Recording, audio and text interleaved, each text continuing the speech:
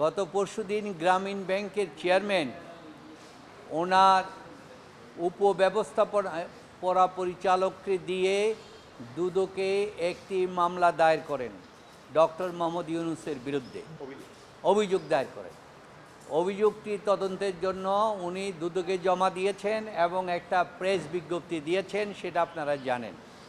Press বিজ্ঞপ্তির মর্মটা হচ্ছে যে ডক্টর ইউনূস বলছেন উনি নিজের জন্য কিছুই করেন না, অথচ ওনারা 83 সাল থেকে আরম্ভ করে 2023 সাল পর্যন্ত আপনার কম্প্রিহেন্সিভ অডিট করে দেখতে পেলেন যে ওনার একটা পারিবারিক প্রতিষ্ঠান প্যাকেজিং এন্ড প্রিন্টিং তাকে এই দীর্ঘ সময় পর্যন্ত 9.5 কোটি টাকা অবৈধভাবে লোন দিয়েছেন এবং সমস্ত কিছু করেছেন। এই অভিযোগটা তদন্তের জন্য দিয়েছেন। এইটার ভিত্তিতেই আপনাদের কাছে আমাদের আজকের বক্তব্যটা যদি হয়, তাহলে প্রথমেই আমাদের দেশের জনগণও অধিকাংশই জানে না গ্রামীণ ব্যাংকের সৃষ্টি কী। আসলে এই যে গ্রামীণ ব্যাংক, এটা ডক্টর ইউনূসেরই সৃষ্টি, এটা সরকারের না। কারণ উনি ক্ষুদ্র ঋণের যে প্রকল্পটা করেছিলেন, ওই প্রকল্পটার নাম দিয়েছিলেন তিনি গ্রামীণ ব্যাংক প্রকল্প। যখন 83 সালে গ্রামীণ ব্যাংক অর্ডিন্যান্স হলো, এই অর্ডিন্যান্সেই 37 সেকশনে ধারায় বলা আছে এই গ্রামীণ ব্যাংক, তিনি বললেন সরকারকে এইটা আপনারা সরকারি একটা ব্যাংকে রূপান্তরিত করেন। ডক্টর ইউনূসের এই আবেদনটা গ্রহণ করলেন। তার বিনিময়ে ইউনূস সাহেব তার নিজস্ব সমস্ত সম্পদ এই গ্রামীণ ব্যাংকে দিয়ে দিলেন। এই যে বলা আছে all asset, right, powers, authorities, privilege and all properties, যা কিছু আছে মবাবল, স্থায়ী অস্থায়ী, সব গ্রামীণ ব্যাংকে তিনি দান করে দিয়ে দিলেন। ওনার নিজের জন্য আর কিছু রাখলেন না। ইভেন না রেখে এটা গ্রামীণ ব্যাংক বলল 37-এ এটা সিজ করলো। তারপরে আমাদের কিছু ব্যক্তি বলেন গ্রামীণ ব্যাংক তো ডক্টর ইউনূসের সৃষ্টি না, অথচ এই অর্ডিন্যান্সের সর্বশেষ 37-এর এক্সপ্লেনেশন দেওয়া আছে। এই এক্সপ্লেনেশনে বলা আছে, in this section Grameen bank project means Grameen bank project sponsored by the Rural Economics Program of the Department of Economics of Chittagong in 1976 in village Jubra, Chittagong. অর্থাৎ চট্টগ্রাম বিশ্ববিদ্যালয়ের প্রফেসর হিসাবে উনি যে প্রজেক্টটা করছেন এবং উনি যে জুবরা গ্রামে করছেন, এইটার মানেই হচ্ছে গ্রামীণ ব্যাংক প্রজেক্ট। এই জন্য কমপ্লিট করে দিয়েছেন।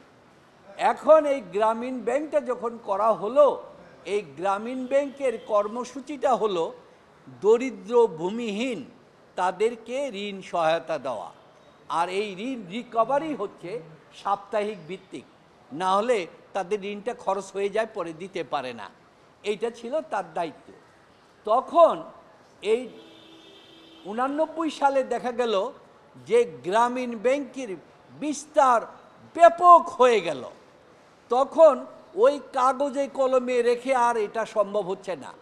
প্রিন্টিং প্রেস করে বিভিন্ন করতে, ফর্ম করতে হচ্ছে, আপনার পাসবুক, টাসবুক, বিভিন্ন কিছু করতে হচ্ছে। এটা করতে গেলে নিজস্ব প্রেস স্থাপন করা, কর্মচারী করা, জায়গা নেওয়া, বিল্ডিং তোলা, এটা বেশি খরচ হয়ে যায়। তো এই জিনিসটাকে করার জন্য উনি কোনো সহযোগিতা পাচ্ছেন না। তখন তিনি তার পৈতৃক একটা প্রিন্টিং অ্যান্ড প্রেসিং প্রেস চিটাগংয়ে ছিল, যেটাতে তিনি নিজের সমস্ত আর্টিকেল ছাপাতেন, ওনার ভাইয়ের ছাপাতেন। জানেন জাহাঙ্গীর টিভি ব্যক্তিত্ব ছিল। তারপরে ওনার প্রফেসর ডক্টর ইব্রাহিম, যিনি বিখ্যাত বিজ্ঞানী, পদার্থবিজ্ঞানী, তিনি সবাই এটাই, তিনি পরিবারকে বললেন এই প্রতিষ্ঠানটা গ্রামীণ ব্যাংকের তত্ত্বাবধানে তোমরা দিয়ে দাও, তোমরা কোনো লাভ পাবা না, কিচ্ছু পাবা না, শুধু তোমরা যেটা ছাপাবা এটা খাবা, কিন্তু এটা নিয়ন্ত্রণে থাকবে গ্রামীণ ব্যাংক। এই নিয়ন্ত্রণে আনার পরে এইটাকে নিল, অর্থাৎ তার পরিবারের সেই প্রেসটা, যেটা আপনার 2 বিঘা জমি, 2 তলা বিল্ডিং এবং একটা পুকুর সহ আপনার গ্রামীণ ব্যাংকে পরিবারের কাছ থেকে ওটা নিল। নেওয়ার পরে গ্রামীণ ব্যাংকের অর্ডিন্যান্সে আছে কোনো বিদেশে কোনো ব্যবসা বাণিজ্য করতে পারবে না, এই দরিদ্র ছাড়া কাউকে লোন দিতে পারবে না।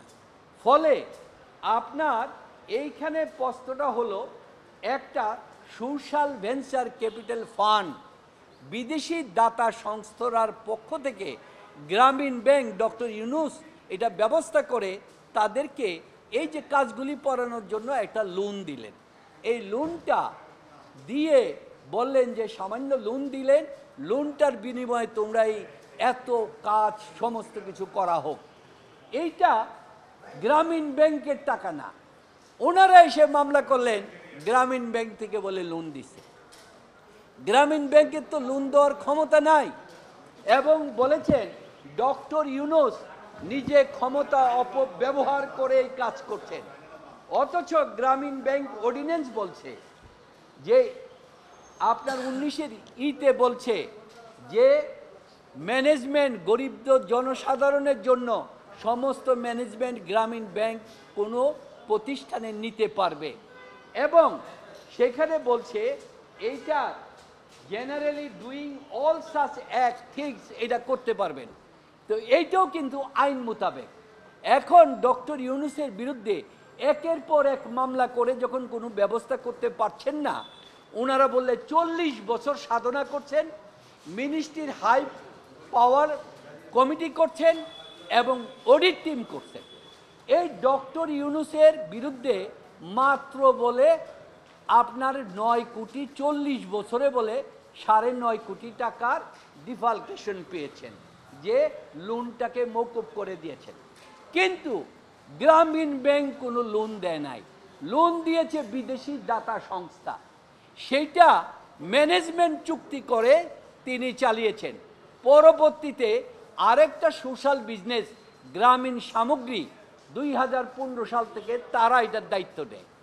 পরবর্তীতে দাতা সংস্থাটা বলল এটা গ্রামীণ ফান্ড, গ্রামের লোকদের উন্নয়নের জন্য করা হয়েছে, তার কাছে এই টাকাটা দিয়ে দিল, সে তাকে চালায়। তো এই জিনিসটাকে বললেন তিনি, বলে গ্রামীণ ব্যাংকের অর্ডিন্যান্স থেকে, অর্থাৎ এই কাজটা করার পর এই অভিযোগটা দিলেন। এখন আমাদের প্রশ্ন হলো, এই ডক্টর ইউনূসকে আসামি করার জন্য এই অডিট করে লক্ষ কোটি কোটি টাকা খরচ করা হলো, অথচ আপনার সুপ্রিম কোর্ট বললেন যে এস এ আলমের বিরুদ্ধে দুদক নিজস্ব প্রক্রিয়ায় ব্যবস্থা গ্রহণ করবেন। আজকে 4 মাসের বেশি হয়ে গেল, দুদক ব্যবস্থা করলেন না। হাজার হাজার লক্ষ লক্ষ কোটি টাকা। একটা ইসলামী ব্যাংক ছিল বাংলাদেশের 1 নাম্বার ব্যাংক, আপনারা জানেন, এটা লাল ব্যাংকের তালিকায় 1 নাম্বার। 9টা ব্যাংকের মালিক হয়ে গেল, দুদক এখনো ব্যবস্থা নিল না। আপনি দেখলেন যে আমাদের সেনাপ্রধান, প্রাক্তন সেনাপ্রধানের বিরুদ্ধে উনি ক্ষমতা থাকার সময় আল জাজিরা রিপোর্ট করলেন, সেইখানের ব্যাপারও দুদক কোনো ব্যবস্থা করলেন না। বেনাজির ভুট্টো, বেনাজিরের নামে নামকা বাস্তে নোটিশ টুটিশ জারি করলেন, জানি না এই নোটিশটা পরবর্তীতে অবমুক্ত দেওয়ার কোনো ব্যবস্থা হয় কিনা, যা আমরা অতীতে দেখেছি। তাই আমরা দুদককে বলবো, ডক্টর ইউনূসকে, যিনি এত সম্মানিত ব্যক্তি, একটু কথা বলে নেই, ডক্টর ইউনূসকে বিল ক্লিন্টন ছিলেন আরকানসের গভর্নর, উনি বিল ক্লিন্টনের দাওয়াত দিলেন যে ওই দেশের 50% লোক দরিদ্র, উনি জানলেন বাংলাদেশে গ্রামীণ ব্যাংক হয়। ইউনূস সাহেব যখন গেলেন, উনি বললেন আমার দেশের এইটা গ্রহণ করলাম আমার রাজ্যে, আর আমি আমেরিকার প্রেসিডেন্টের ইলেকশনে দাঁড়াবো, যেদিন ঘোষণা করব সেদিন আপনি আমার পাশে থাকবেন। সেদিন তিনি সমস্ত আমেরিকাকে পরিচয় করে দিলেন, এই ব্যক্তির নাম ডক্টর মোহাম্মদ ইউনূস, উনি গ্রামীণ ব্যাংক প্রতিষ্ঠা করেছে, আমি আমেরিকার প্রেসিডেন্ট হলে সারা আমেরিকায় গ্রামীণ ব্যাংকের পরিকল্পনা নেব। তারপরে উনি প্রেসিডেন্ট হওয়ার পর ডক্টর ইউনূসকে অনুরোধ করলেন, আপনি বিশ্ব ব্যাংকের প্রেসিডেন্ট হন। ডক্টর ইউনূস বললেন আমি তো বিশ্ব ব্যাংকের প্রেসিডেন্ট হতে পারি না, বিশ্ব ব্যাংকের প্রেসিডেন্ট হতে হলে মার্কিন নাগরিক হতে হয়। ক্লিন্টন বললেন আপনাকে মার্কিন নাগরিক দিয়ে দিব, নাগরিকত্ব দিব। তিনি বললেন বিশ্ব ব্যাংকের দায়িত্ব হচ্ছে ধনী লোকের সেবা করা, আর আমি হচ্ছি গ্রামীণ ব্যাংক দরিদ্রের সেবা করা, আমি বিশ্ব ব্যাংকের প্রেসিডেন্ট হতে পারি না। তারপরে উনারই পরিচালক অনুরোধে যাকে প্রেসিডেন্ট করা হলো তিনি বাংলাদেশে আসলেন তার ওয়াইফ সহ। পটুয়াখালী ঘুরে দেখলেন, গ্রামীণ ব্যাংকের কার্যক্রম দেখে উনি বিস্মিত হয়ে গেলেন। উনি বললেন ইউনূস সাহেব আপনি তো সময় দিতে পারবেন না, আমার সাথে ভাইস প্রেসিডেন্টের দায়িত্ব পালন করলেন। উনি সেটাও রিজেক্ট করলেন। যেই ব্যক্তি বিশ্ব ব্যাংকের প্রেসিডেন্টের দায়িত্ব গ্রহণ করে না, একটা দেশের রাষ্ট্রপতি প্রধানমন্ত্রীরাও বিশ্ব ব্যাংকের প্রেসিডেন্ট হতে পারলে গর্বিত বোধ করে। আর এই ডক্টর ইউনূস এই সমস্ত কিছু করার পর এখন আনলেন 40 বছর কোটি কোটি টাকা খরচ করে অডিট রিপোর্ট করলেন, করে তাকে বললেন 9.5 কোটি টাকা নিয়েছেন। অথচ এই অডিট হয়, গ্রামীণ ব্যাংকের অডিট হয় বাংলাদেশের 5টা 1 নম্বর অডিট ফার্ম দিয়ে, তারপরে বিদেশি 2টা ফার্ম অডিট করে, বাংলাদেশ অডিট করে। তাহলে 40 বছর পর্যন্ত ওই অডিটগুলিকে মিথ্যা, ওই অডিটগুলিকে বাতিল না করে কম্প্রিহেন্সিভ অডিট করে আজকে বলবেন যে আপনি এই 9.5 কোটি টাকা উনি নিয়েছেন এবং এই জিনিসটা করে অভিযোগ দায়ের করেছেন।